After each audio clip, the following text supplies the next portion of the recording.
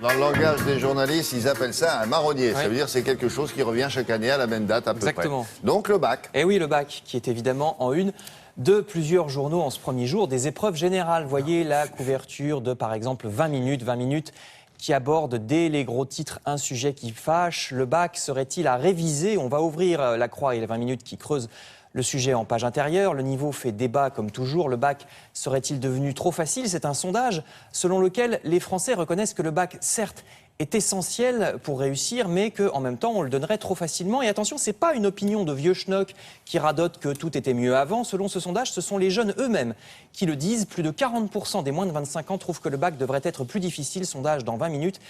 Et le Figaro va plus loin. Il révèle un communiqué de l'Académie de Versailles qui menace les correcteurs trop sévères. Les professeurs pas assez indulgents, je cite ce communiqué, engageront leurs responsabilités personnelles et encourent même des sanctions. Les profs d'histoire géo qui sont visés par ce texte sont indignés. On leur demande carrément de ne pas sanctionner l'élève s'il n'y a pas de plan dans sa copie, ni de problématique, ni de recul critique. Je cite encore.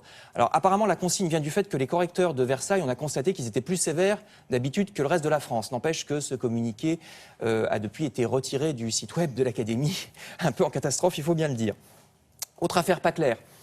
Vous lirez dans plusieurs journaux des articles sur les prix du gaz et de l'électricité, bilan très mitigé de la libéralisation de ce marché. Vous savez qu'en 2007, l'énergie a été ouverte à la concurrence, fin du monopole d'EDF-GDF. Normalement, ça devait faire baisser les prix. Eh bien, pas du tout. La Croix et le Figaro reprennent le rapport du médiateur de l'énergie sorti hier. Il n'y a pas eu de baisse des prix, dit ce rapport. En revanche, il y a eu davantage de litiges entre clients et fournisseurs. Et l'humanité parle carrément de l'arnaque de la dérégulation. Plus de 14 000 réclamations l'an dernier envers les fournisseurs d'énergie.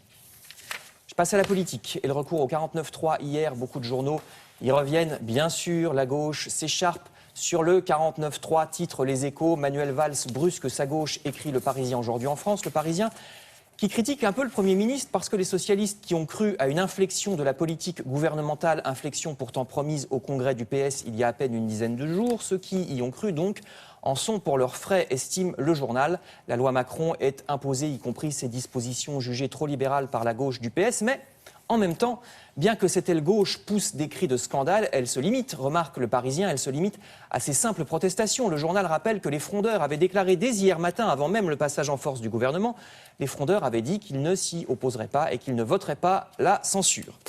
Je termine avec les migrants, beaucoup d'articles également sur ce sujet ce matin, les migrants à la frontière italienne ou bien un peu partout en France, le Figaro où les pages locales du Parisien sont allées dans les campements. Vous voyez la photo à gauche, les campements qui se multiplient par exemple à Paris, c'est près de la gare d'Austerlitz ou de Barbès-Rochechouart, et ils se reconstituent aussitôt évacués. Libération fait également une double page sur l'Érythrée, parce que c'est le pays d'origine de beaucoup de ces migrants qui fuient la dictature.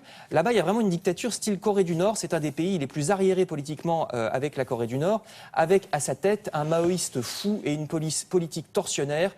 Grand reportage donc sur l'Érythrée à lire dans Libération. Merci, on continue avec l'actualité du théâtre et cette